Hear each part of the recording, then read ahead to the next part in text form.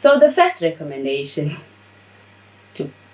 to farmers is that when they are calling officials for advice, such as soil scientists at times, and they receive a report that is not really nice. They say that this soil is marginal for a specific crop that they are interested in.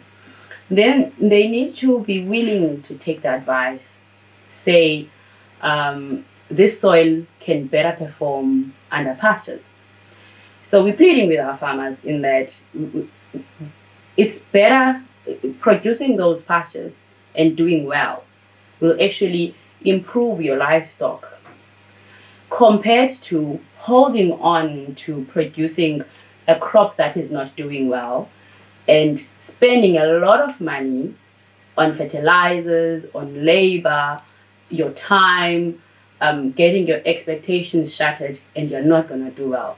So what I'd say at this stage is that we're pleading with our farmers to be more open-minded about the innovations that are recommended, such as composting. A lot of farmers are aware of the need to compost manure, but they are not willing to take the time to go through the process of waiting for this compost for 3 months until it matures. So it's just that there's a very little that we can achieve without the buy-in of the farmers. So my recommendation to our local farmers is to keep an open mind and to be more willing to try new innovations.